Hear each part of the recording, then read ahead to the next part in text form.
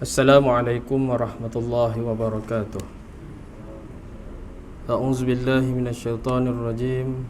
Bismillahirrahmanirrahim. Alhamdulillahirabbil alamin. Wassalatu wassalamu ala asyrafil anbiya'i wal mursalin wa ala alihi wa sahbihi ajma'in. Rabbi shrah li sadri wa yassir li amri wahlul 'uqdatam min lisani yafqahu qawli. Subhanaka la ilma lana illa ma 'allamtana innaka antal alimul hakim. Wala haula wala quwwata illa billahil aliyyil azim.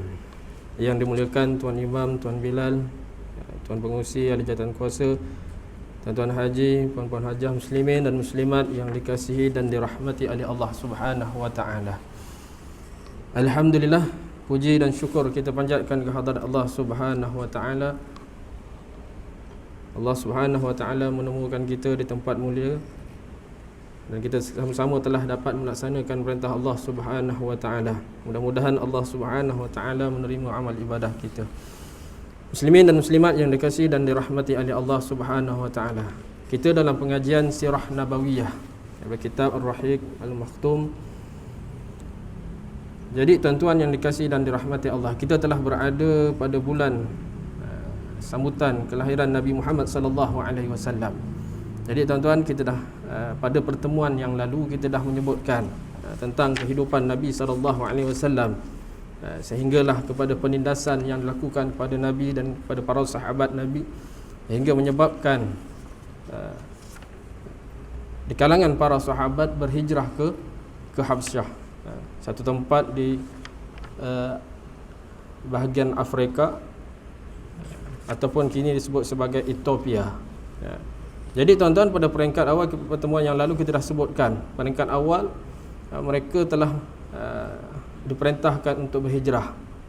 Tetapi berhijrah ke Habsyah ini tuan-tuan tidak melibatkan Rasulullah sallallahu alaihi wasallam turut bersama. Yang berhijrah adalah di kalangan para sahabat. Melainkan pada hijrah ke Madinah, itu melibatkan Rasulullah dan pada sahabat. Hijrah ke Madinah tu wajib. Jadi untuk hijrah ke Habsyah ni ada sebahagian beberapa orang di kalangan para sahabat Nabi sallallahu alaihi wasallam. Jadi tuan-tuan, pada pertemuan yang lalu kita dah sebutkan bagaimana kita dah masuk ke negara lain ni tuan. Kita bukan berada di Mekah, tapi kita telah berada di Habsyah, di bahagian Afrika, ataupun Habsyah ni juga disebut sebagai tanduk Afrika. Kalau tuan-tuan tengok dekat peta tu, dia macam ada bentuk je lah, bentuk dalam peta tu. Habsyah tu dia macam ada, nampaklah macam ada tanduk sikit lah, tapi bukan begitu. Tapi maknanya dia bahagian atas lah, berhampiran dengan Somalia, berhampiran dengan Sudan. Jadi para sahabat Nabi SAW tuan-tuan telah berhijrah ke tempat tersebut, sebanyak 2 kali perangkat penghijrahan mereka, di mana melibatkan beberapa orang sahabat. Kemudian berlaku penindasan lagi di kalangan penduduk Mekah ini yang dilakukan oleh kaum kafir Quraisy, menyebabkan mereka keluar untuk berhijrah ke Habsyah. Jadi tuan-tuan, pada pertemuan yang lalu kita dah menyebutkan, dah ada perbicaraan antara pemerintah Habsyah, iaitu An-Najasi, ataupun namanya disebutkan sebagai Ashamah, namanya Ashamah. Jadi juru cakap di kalangan orang Islam, yang berlaku percakapan antara mereka berdua ialah melibatkan di kalangan bersahabat yang diketuai oleh Ja'far bin Abu Talib, adik-beradik kepada Sayyidina Ali bin Abi Talib. Jadi tuan-tuan, bila dah Ja'far bin Abu Talib ni dah menyebutkan perkara-perkara yang berkaitan dengan umat Islam, perkara-perkara yang diperintahkan oleh Nabi sallallahu alaihi wasallam, antara lain mereka mengatakan bahawa dulu kami adalah kaum jahiliyah, makan bangkai, memutuskan hubungan silaturahim. Kemudian beliau berkata bahawa Nabi sallallahu alaihi wasallam datang, dia mengubah keadaan tersebut kepada yang lebih baik, menghubungkan silaturahim, melakukan perintah-perintah Allah Subhanahu wa taala. Jadi tuan-tuan, panjang, kita dah baca yang lepas. Ja'far ni dah panjang, dia bercakap dengan raja ini, Raja Habsyah. Jadi tuan-tuan, Lalu Najasyi berkata kepadanya, adakah bersama-sama kamu sebarang bukti? Bila bukti ni tuan-tuan, maka Ja'far bin Abu Talib ni dia mendatangkan bukti berdasarkan firman Allah Subhanahu Wa Taala. Dia bijak tuan-tuan. Raja Najasyi ni dia bahagian Nasrani. Kaum-kaumnya beragama Kristian. Jadi dia berkait rapat dengan Nabi Isa AS. Jadi Ja'far bin Abu Talib ni membaca surah Maryam. Maryam kan ibu kepada Nabi Isa AS. Jadi Raja Najasyi ini tadi bertanya kepada Ja'far, apa buktinya? Maka dibacalah surah Maryam. Dan mana surah Maryam ni tuan-tuan nanti boleh tengok permulaannya ada cerita pasal Nabi Zakaria. Kemudian lahir, dia tak ada anak, dapat pula anak nama Yahya alaihissalam, Nabi Yahya.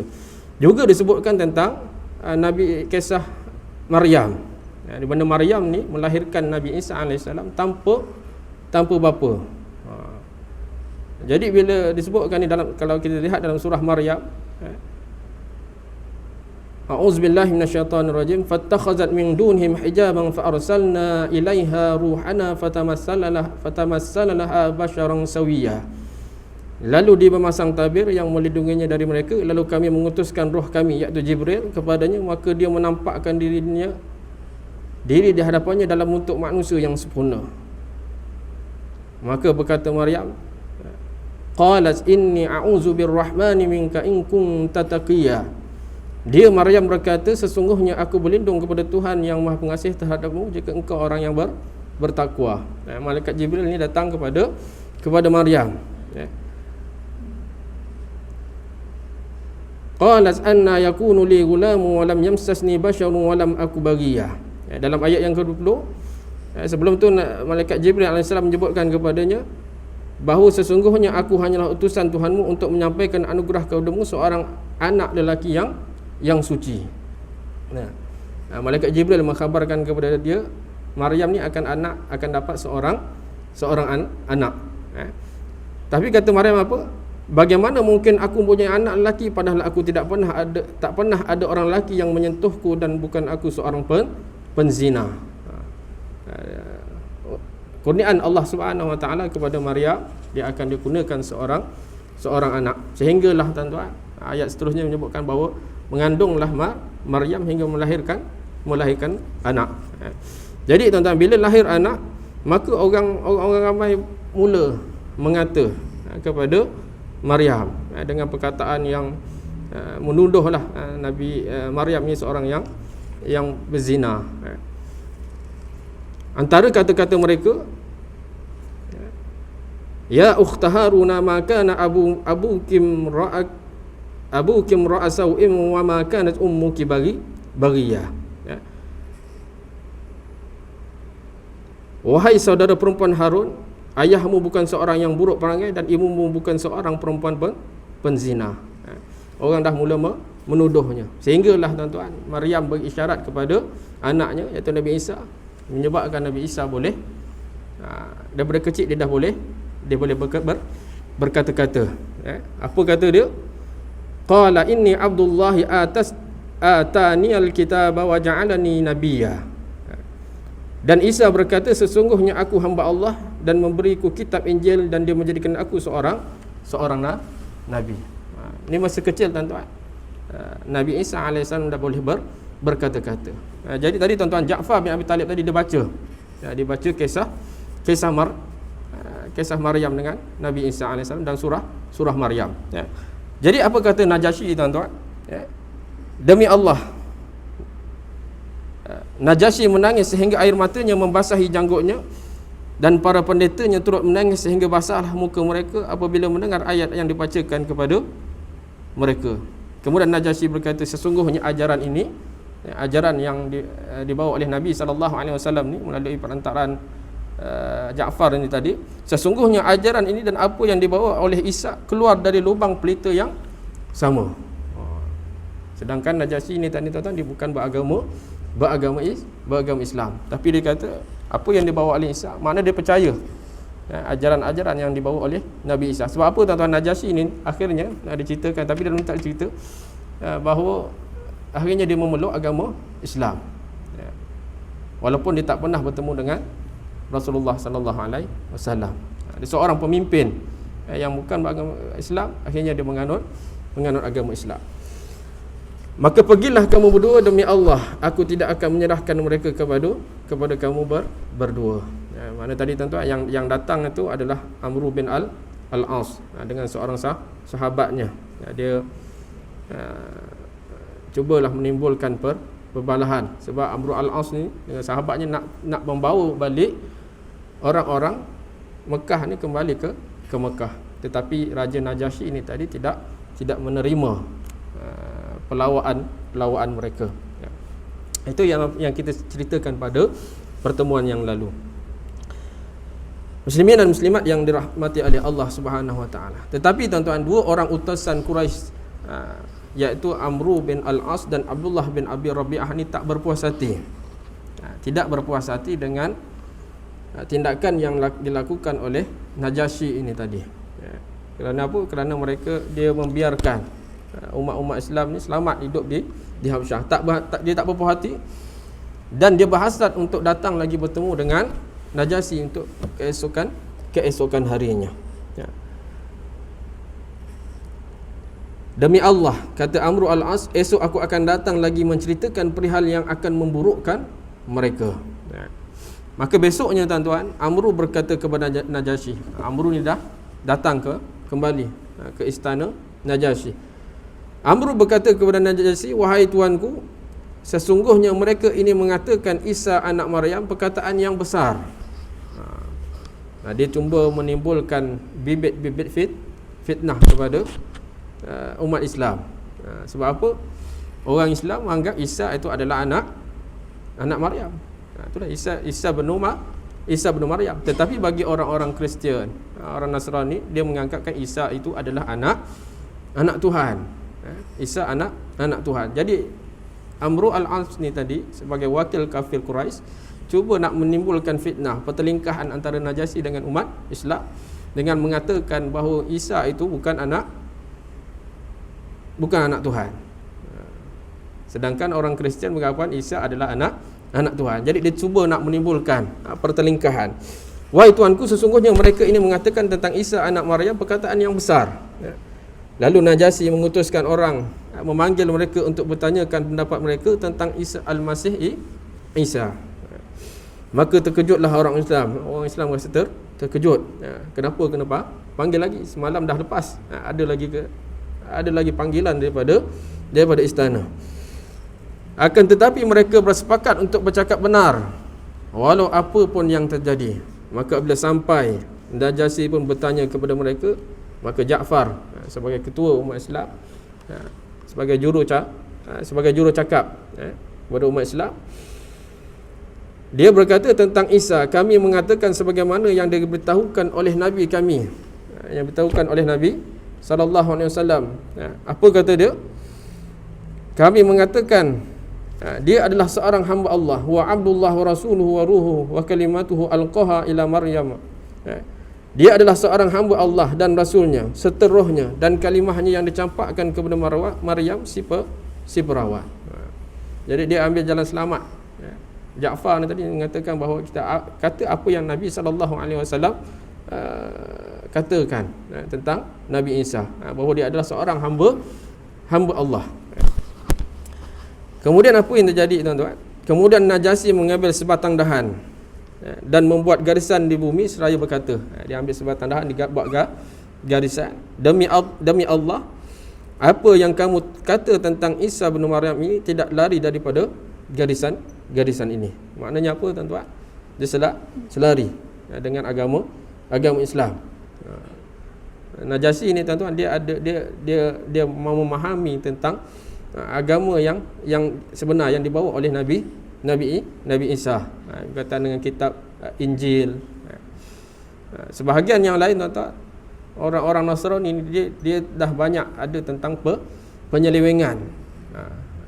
Kitab Bible kan, dia ada penyelewengan yang diselewengkan oleh pendeta mereka. Tetapi Najasyi ini tuan-tuan, dia jelas, dia nampak persamaan antara agama yang dibawa oleh Nabi Isa AS dengan Nabi Muhammad SAW.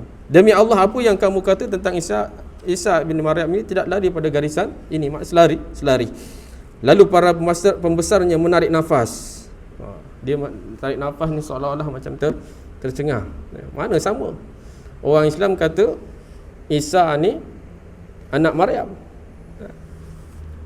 bukan anak Allah. Sedangkan orang Kristian mengatakan Isa ni adalah anak Allah. Islam mengatakan lam yalid wa lam yulan. Tuhan itu tidak beranak dan tidak diperanakkan. Jadi pembesar Najasyi ni rasa terkejut.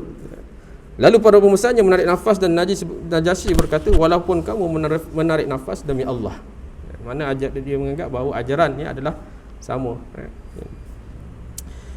Kemudian Najasyi berkata kepada orang Islam, pergilah kamu kepada Suyum di negeriku. Suyum ni dalam bahasa Habsyah bermaksud orang yang selamat. Mana orang Islam ni tuan-tuan selamat. Bila berkata begini tuan-tuan, Amru al-As tadi sebagai duta orang-orang kafir tadi rasa tak berpuas hati, rasa terkejut dengan apa yang ditentukan oleh An-Najasyi. Barang siapa yang mengganggu kamu akan dihukum. Barang siapa mengganggu kamu akan dihukum. Barang siapa yang mengganggu kamu akan dihukum. 3 kali Raja Najasyi cakap kepada orang-orang Islam tadi, siapa yang mengganggu dia akan dihukum. Sungguh aku tidak senang kalaupun dapat memiliki segunung emas, tetapi aku menyakiti salah seorang daripada kamu. Kemudian dia berkata kepada pengiringnya, kembalikanlah hadiah mereka berdua, aku tidak memerlukannya. Demi Allah, Allah tidak pernah mengambil rasuah daripadaku. Dia mengembalikan kerajaanku, maka apakah aku hendak mengambil rasuah pada jalannya? Allah tidak pernah tunduk kepada manusia dengan mengangkatku, maka apakah aku hendak tunduk kepada manusia pada jalan Allah. Najasyi, Raja Habsyah, tidak terpengaruh dengan hadiah-hadiah yang diberikan oleh Amru al-As ataupun di kalangan orang-orang kafir Quraisy, semata-mata untuk mengambil kembali umat Islam untuk dibawa pulang ke Mekah. Ummu Salamah meriwayatkan kisah ini, berkata mereka berdua pun keluar dalam keadaan monyok dan dikembalikan barang-barang yang mereka bawa, dan kami pula menetap di sisi raja dengan mendapat tinggal yang baik dan jiran yang baik. Riwayat ini disebutkan oleh Abu Ishaq.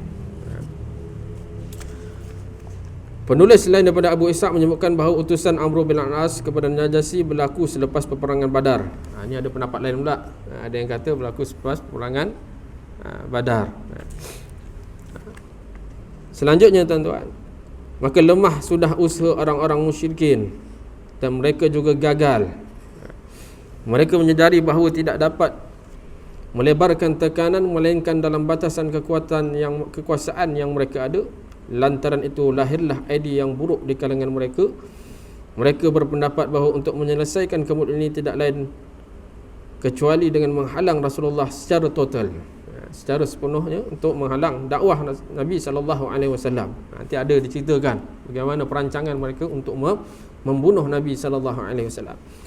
Kalau tidak, baginda perlu dihapuskan. Namun bagaimanakah cara untuk mencapai tujuan tersebut? Sedangkan Abu Talib sering menjadi penghalang mereka. Abu Talib tuan-tuan, dia menganut agama Quraisy.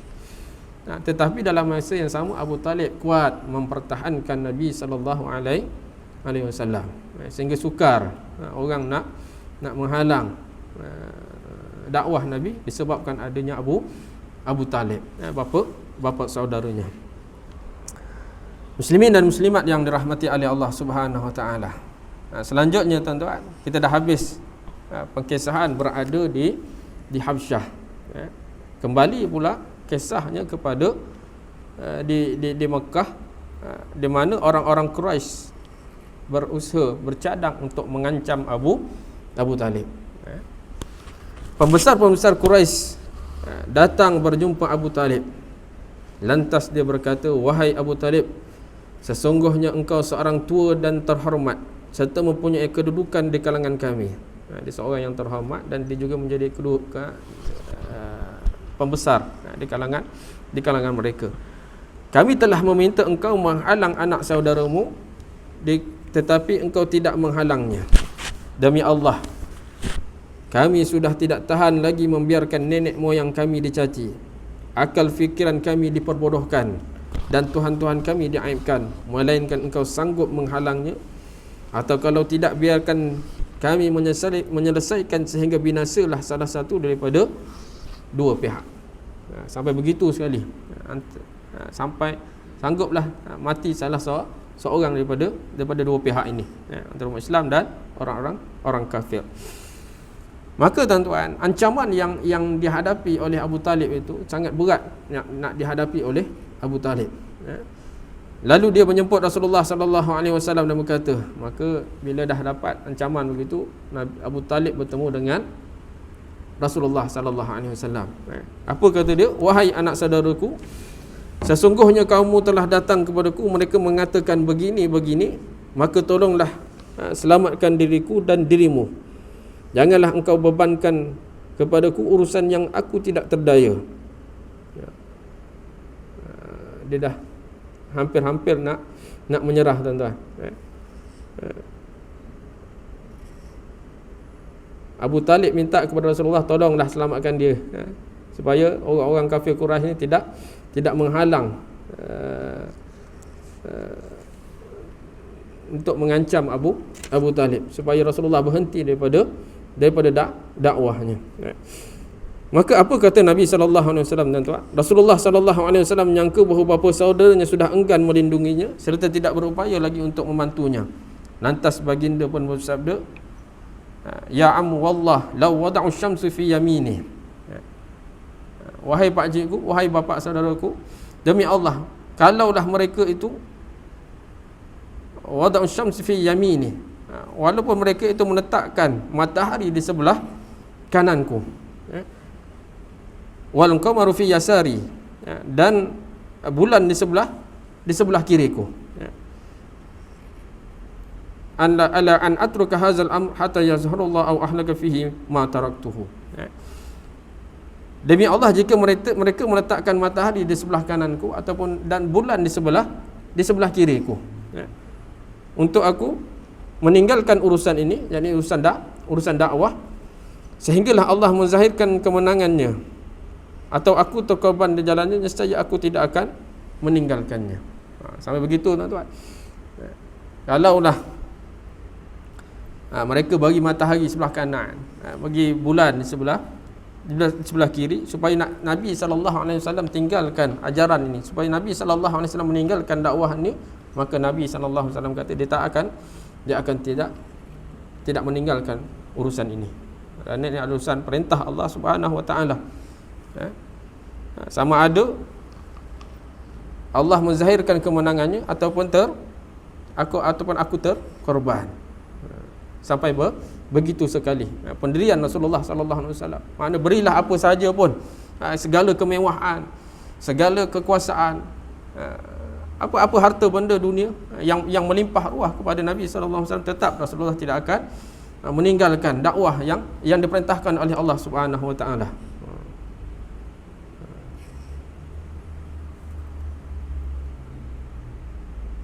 Maka tuan-tuan, apa tindakan yang berlaku kepada Rasulullah sallallahu alaihi wasallam? Kemudian Rasulullah sallallahu alaihi wasallam menangis dan bangun. Menangis, tuan-tuan. Bapa saudara sendiri tak dapat nak, seolah-olah tak dapat nak menolong baginda sallallahu alaihi wasallam. Kita kadang-kadang, tuan-tuan, orang bagi macam-macam lah supaya tinggalkan urusan-urusan tertentu. Urusan-urusan akhirat, bagi habuan dunia untuk meninggalkan urusan akhirat. Diberi habuan dunia supaya meninggalkan urusan akhirat. Itu yang kita takut kalau berlaku kepada kita. Orang bagi duit dan sebagainya supaya kita tinggalkan urusan-urusan akhirat. Apabila baginda mula beredar, maka Abu Talib memanggilnya. Setelah baginda tampil semula, Abu Talib berkata kepadanya, Rasulullah tadi dah nangis dah menangis, dah bangun dah. Kemudian Abu Talib panggil kembali Nabi sallallahu alaihi wasallam. Maka kata Abu Talib, wahai anak saudaraku, katalah apa yang kamu suka, demi Allah aku tidak akan menyerahkan kamu kepada sesiapa selama-lamanya. Kemudian dia bersyair. Lakukanlah apa tugas Nabi sallallahu alaihi wasallam, lakukanlah dakwah tersebut. Aku tidak akan menyerahkan. Simpati tuan-tuan Abu Talib ni tadi kepada Nabi sallallahu alaihi wasallam. Aku tidak akan menyerahkan kepada sesiapa pun selama-lamanya. Kemudian Abu Talib bersyair, demi Allah mereka semua tak akan dapat mencapaimu kecuali setelah aku bersemadi dalam tanah. Maka tuan-tuan, mana kalau kita tengok sirah nanti, setelah kematian Abu Talib, ancaman daripada orang kafir Quraisy semakin meningkat, hingga disebutkan tahun kematian itu sebagai tahun duka cita. Jalankanlah urusanmu, tidak ada celanya terhadapmu, gembira dan tentramkanlah dirimu. Muslimin dan muslimat yang dikasihi dan dirahmati oleh Allah Subhanahu wa taala. Tadi dah tuan-tuan dah pertemuan orang Quraisy terhadap Abu Talib ni dah berlaku untuk kali yang kedua. Sebelum ni dah berlaku dah. Berapa kali orang kafir dah datang ke Abu Talib supaya minta Nabi berhenti melakukan dakwahnya. Datang lagi tadi ni. Kemudian datang lagi tuan-tuan untuk kali yang ketiga. Quraisy menghadap Abu Talib sekali lagi. Sekali lagi ni maknanya yang kali yang ketiga. Apabila orang-orang Quraisy melihat Rasulullah sallallahu alaihi wasallam terus melakukan kerjanya, tahulah mereka bahawa Abu Talib tetap memberi perlindungan kepada Rasulullah. Mereka sedar bahawa Abu Talib bersedia untuk berpatah arang dan berkerat rotan dengan mereka. Lantas mereka pun pergi sekali lagi dengan membawa Ammarah bin Al-Walid bin Al-Mughirah. Ammarah bin Al-Walid ni adalah adik-beradik kepada Khalid bin Al-Walid, seorang panglima tentera Islam, sahabat Nabi, Khalid bin Al-Walid. Adik-beradik dia nama Ammarah bin Walid bin Al-Mughirah. Kali ni tuan-tuan, mereka datang berjumpa dengan Abu Talib dengan membawa seorang budak lelaki yang cantik, yang baik, yang cerdas, yang bernama Ammarah bin Walid Al-Mughirah. Apa tujuan dia tuan-tuan? Tujuan dia datang bawa Ammarah ni supaya nak menggantikan Rasulullah sallallahu alaihi wasallam dengan Ammarah. Mereka bawa Ammarah nak bagi kepada Abu Talib dengan syarat Abu Talib memberikan Nabi Muhammad sallallahu alaihi wasallam kepada kaum kafir Quraisy. Ini pertemuan yang ketiga yang dilakukan oleh kaum kafir Quraisy. Wahai Abu Talib, sesungguhnya anak muda ini adalah yang paling mulia dan paling tampan di kalangan Quraisy. Ambillah dia, nanti kamu akan dapat menggunakan kebijaksanaan dan mendapat bantuannya. Jadikanlah dia sebagai anakmu dan serahkanlah anak saudaramu, yakni Muhammad itu, yang menyanggahi agama kamu dan agama nenek moyang kamu, serta memecah belahkan kesatuan kamu dan memperbodohkan mereka. Biarkan kami membunuhnya. Sampai macam tu sekali. Nak bagi Abu Talib seorang lelaki yang kacak, tampan, yang cerdas bernama Ammarah, tapi ambil Muhammad nak dibunuh. Agaknya apa tindakan yang dilakukan oleh Abu Talib? Nak ke diserahkan Muhammad kepada kaum kafir Quraisy untuk dibunuh? Seorang lelaki gantinya dengan seorang lelaki. Maka Abu Talib berkata, demi Allah, alangkah buruknya tawaran kamu. Adakah kamu hendak memberikan kepadaku anak kamu supaya aku memberikan makan bagi pihak kamu, kemudian aku serahkan anakku supaya kamu membunuhnya? Satu tindakan yang bodoh lah. Demi Allah ini tidak boleh berlaku. Kemudian Mut'im bin Adi bin Naufal bin Abdul Manaf berkata, demi Allah, hai Abu Talib, kaummu telah melakukan yang adil untukmu. Mereka berusaha keras untuk melepaskanmu daripada apa yang engkau tidak suka, tapi sayangnya aku melihat engkau sama sekali tidak menerima tidak akan menerima daripada mereka apa sahaja. Maka Abu Talib berkata, demi Allah, kamu tidak berlaku adil kepadaku, tetapi kamu berpakat supaya aku tidak memberikan perlindungan dan supaya kaum ini menentang aku. Justru itu buatlah apa yang kamu suka. Maka Abu Talib tuan-tuan, dia berfikiran dengan fikiran yang waras lah. Mana mungkin dia nak ambil anak orang untuk dijaga, sedangkan anak dia, anak saudara dia sendiri ni, anak Abdullah, anak saudara lah. Bayangkan anak saudara kita nak dibagi kepada orang untuk dibunuh, dan kita ambil anak orang, kita jaga, beri dia makan. Itulah tindakan yang dilakukan oleh kafir Quraisy kepada Abu Talib, nak diberinya seorang anak muda supaya dia dapat jaga anak tersebut yang bijak, yang tampan, yang kacak, tapi memberikan Nabi Muhammad kepada dia untuk dibunuh. Satu tindakan yang tak patut, yang tak sepatutnya berlaku, kata Abu Talib. Mana mungkin anak saudara sendiri untuk diberikan kepada orang lain untuk dibunuh.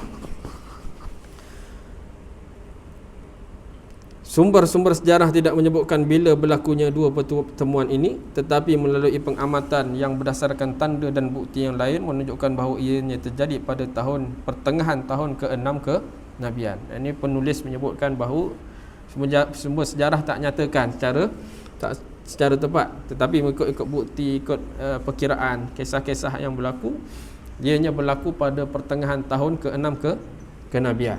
Makna 6 tahun setelah Nabi SAW diutus menjadi Nabi.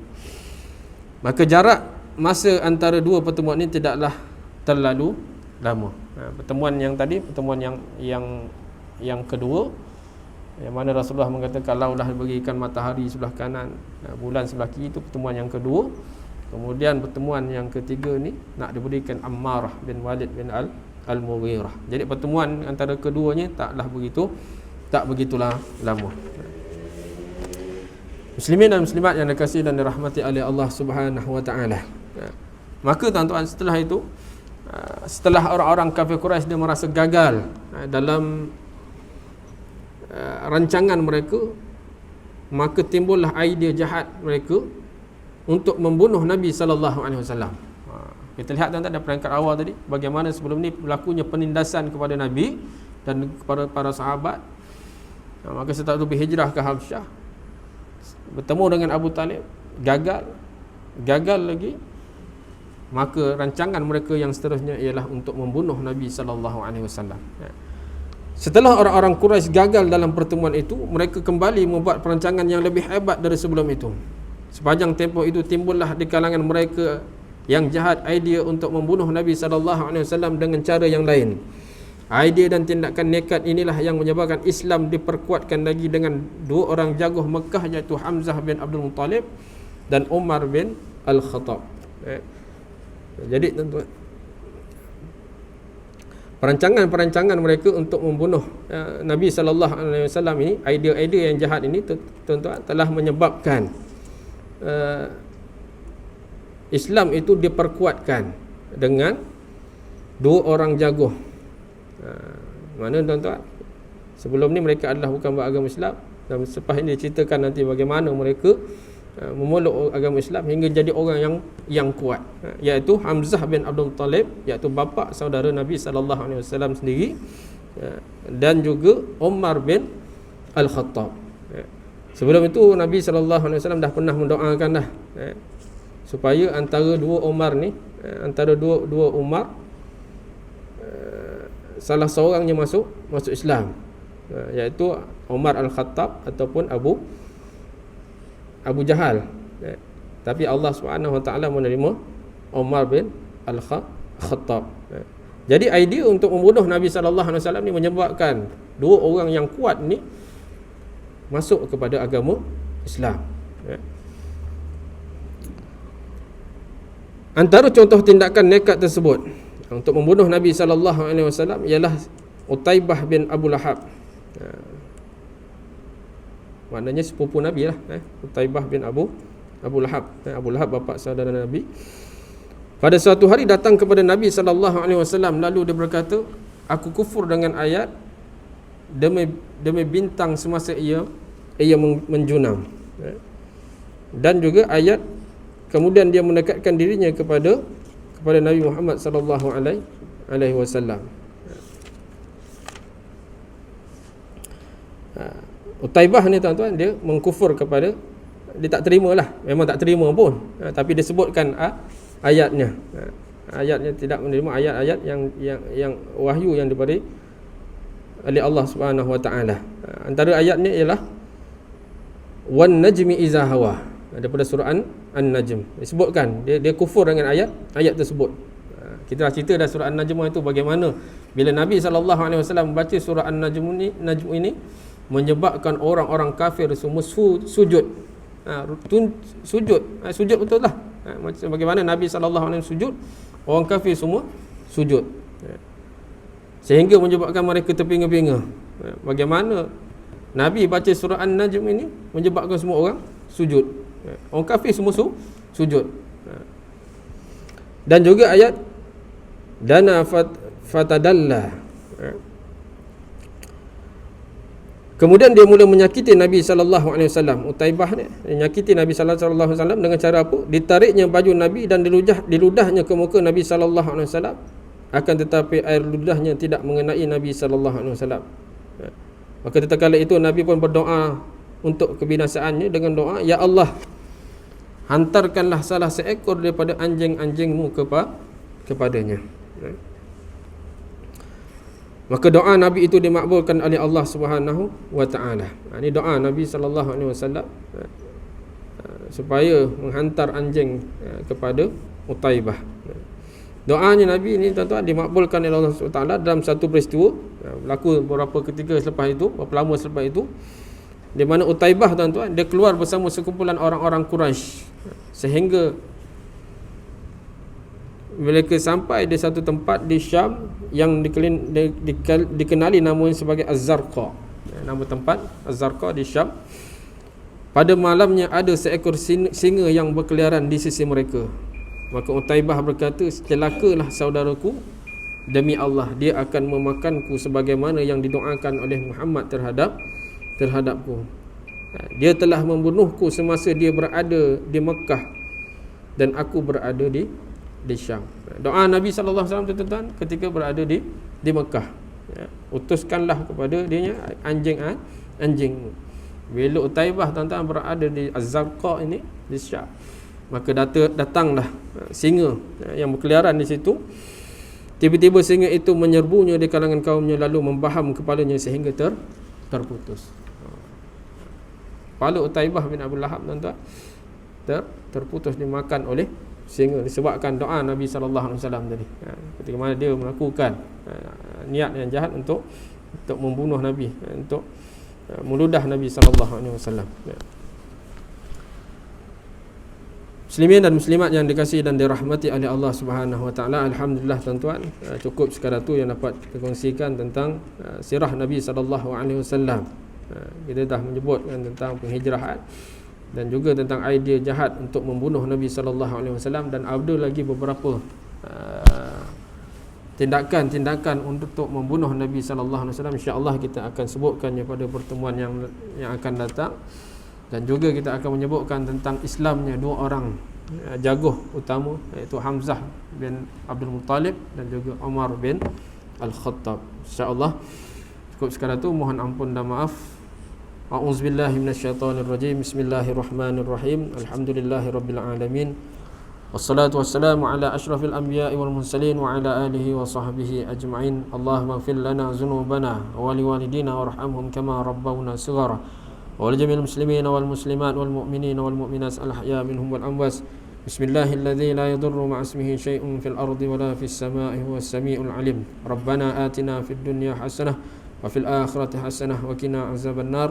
وصلى الله على سيدنا محمد وعلى آله وصحبه وسلم والحمد لله رب العالمين. Mudah-mudahan kita dapat sama-sama manfaat daripada kisah Nabi sallallahu alaihi wasallam, dan mudah-mudahan Allah Subhanahu wa taala memberi keberkatan dan kebaikan dalam kehidupan kita. Sekian, wabillahi taufiq wal hidayah. Assalamualaikum warahmatullahi wabarakatuh.